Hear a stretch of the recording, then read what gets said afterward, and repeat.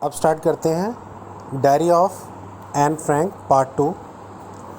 First part में हमने देखा कि कैसे एन फ्रैंक ने अपने इमोशंस को एक्सप्रेस करने के लिए एक डायरी लिखना स्टार्ट किया और उसी डायरी में उसने अपने सारी जो लाइफ की प्रॉब्लम्स हैं या फिर जो भी चीज़ें हैं उसके इमोशंस में जो भी वो फील करती है वो सारी चीज़ें उसने लिखनी शुरू की। लास्ट हमने पढ़ा था कि कैसे उसके जो मैथ्स के टीचर हैं मिस्टर कीसिंग, उनके बारे में उसने कुछ लिखना शुरू किया। और इससे पहले वो बच्चों के बारे में बात कर रही थी कि कैसे उसके हिसाब से क्लास के 1/4 स्टूडेंट्स जो हैं उन्हें पास नहीं होना चाहिए जितने वो डम हैं। नाउ अब यहाँ से बात करते हैं मिस्टर कीसिंग के बारे में। एन बताती है कि उसकी अपने टीचर से काफ़ी अच्छी बनती है। मिस्टर कीसिंग जो कि एक ओल्ड फैशन किस्म के यानी कि पुराने तौर तरीक़ों से जीने वाले इंसान हैं, इसके लिए वर्ड यूज़ किया गया ओल्ड फॉगे। ओल्ड फॉगे का मतलब एन ओल्ड फैशन पर्सन।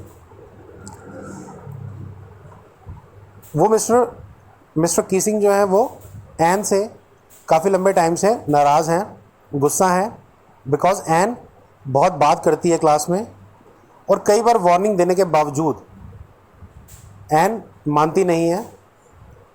तो वो मिस्टर कीसिंग एन को एक्स्ट्रा होमवर्क करने के लिए देते हैं और उसको जो सब्जेक्ट देते हैं वो बड़ा फ़नी सा है, अ चैटर बॉक्स। चैटर बॉक्स का मतलब बक बक करने वाला या लगातार बोलते रहने वाला। तो वो कहती है कि एक चैटर बॉक्स के बारे में कोई क्या लिख सकता है, लेकिन वो सोचती है कि मैं इसके बारे में बाद में सोचूंगी। तो वो डिसाइड करती है कि वो अपनी नोटबुक में इसके बारे में इस टाइटल को लिखेगी और अपने बैग में उसको टक करके रख देती है और फिर चुपचाप बैठने की कोशिश करती है। और शाम को जब अपना पूरा होमवर्क कंप्लीट कर लेती है, the note about the essay caught my eye, तो उसने जो नोट लिखा था उस पर उसकी नज़र पड़ती है। तो वो सोचना शुरू करती है इस सब्जेक्ट के बारे में अपने पेन के टिप को चबाते हुए। वो कहती है कि anyone could ramble on and leave big spaces between the words, के वर्ड्स के बीच में बड़े बड़े स्पेसेस को कोई भी छोड़कर कुछ भी लिख सकता है, लेकिन कोई ऐसा यानी कि सिर्फ लिखने के लिए लिखना नहीं है, कोई ऐसा कन्विंसिंग आर्ग्यूमेंट होना चाहिए जिससे वो अपनी बात को सही तरीके से प्रेजेंट कर पाए कि वो बात करना उसके लिए कितना ज़रूरी है और वो कितनी सही है बात करते वक्त, ये कोई गलत काम नहीं कर रही है। काफ़ी देर उसने सोचा और उसको अचानक एक आइडिया आया। उसने वो जो 3 पेजेस है मिस्टर कीसिंग ने जो उसको करने के लिए दिए हुए थे, उसने 3 पेजेस लिख लिए और उससे वो काफ़ी सेटिस्फाइड हो गई। इसमें वो ये आर्ग्यू करती है कि बातें करना एक बच्चे की जो है उसकी नेचर में होता है और वो कहती है कि मैं पूरी कोशिश करूँगी इसको कंट्रोल करने की, लेकिन मैं इसको पूरी तरीके से ख़त्म नहीं कर सकती बिकॉज मेरी मदर से मुझे ये चीज़ मिली है, मेरी जीन्स में ये चीज़ कि मेरी मदर भी बहुत बात करती हैं। तो मैं इसके बारे में, क्योंकि मेरी जीन्स में है, इनहेरिटेड है, मुझे पेरेंट्स से मिली है, मेरी मदर से मिली है ये चीज़, तो मैं इसको ख़त्म नहीं कर सकती पूरी तरह से।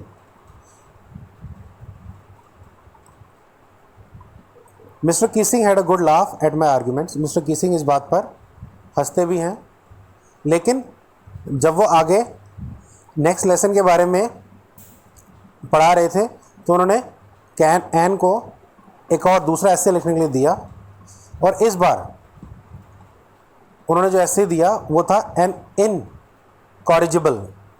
इनकॉरिजिबल का मतलब जिसे ठीक नहीं किया जा सकता। एन इनकॉरिजिबल चैटर बॉक्स यानी कि एन का मजाक उड़ाते हुए कि एन एक ऐसा चैटर बॉक्स है, ऐसा बकबक करने वाली लड़की है जिसे ठीक नहीं किया जा सकता।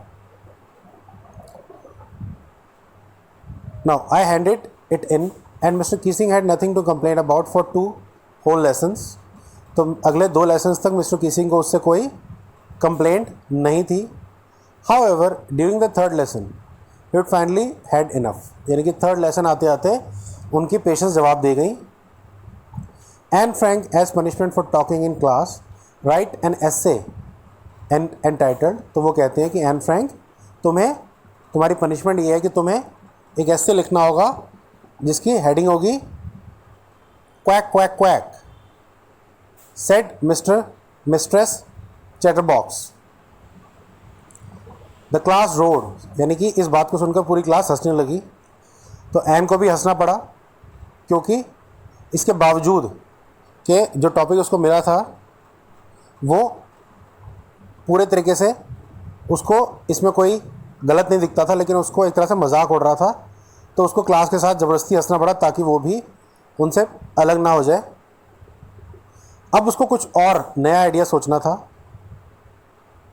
उसकी एक फ्रेंड थी सैनी, जो कि अच्छी पोइट्री करती थी। उसने शुरुआत से आखिर तक उसके लिए पोइट्री में कुछ लिखने के लिए ऑफ़र किया और वो खुशी से झूम उठी। एंड मिस्टर कीसिंग जो थे वो उससे कुछ एक तरह से उसका मजाक उड़ाना चाहते थे, इस तरह से उससे इस टॉपिक पे लिखवा कर।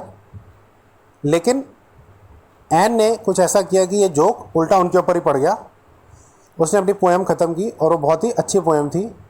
वो पोएम थी एक मदर डक और एक फादर स्वैन के बारे में, जिनके 3 बेबी डकलिंग्स थी, जिन्हें उनके फादर ने इसलिए मार दिया बिकॉज वो बहुत ज़्यादा क्वैक क्वैक करते थे। Luckily Mr Keesing took the joke the right way. तो इस जोक को मिस्टर कीसिंग ने, एन कहती है कि शुक्र है भगवान का कि उन्होंने सही तरीके से लिया। उन्होंने पोएम को पूरी क्लास को पढ़कर सुनाया, उस पर अपने कमेंट्स भी दिए कुछ, and to several other classes as well, और कई दूसरी क्लासेस में भी सुनाई ये पोएम। तो वो कहती है तब से उसको बात करने के लिए मिस्टर कीसिंग ने अलाउ कर दिया और उसको कोई एक्स्ट्रा होमवर्क नहीं दिया करने के लिए। और उसके बाद से मिस्टर कीसिंग जो है वो हमेशा से ही जोक्स करते रहते हैं। तो इस तरह से ये हिस्सा जो है एन की डायरी का वो यहाँ पर फिनिश होता है, जिसको वो आगे यहाँ पर कहती है कि योर एन।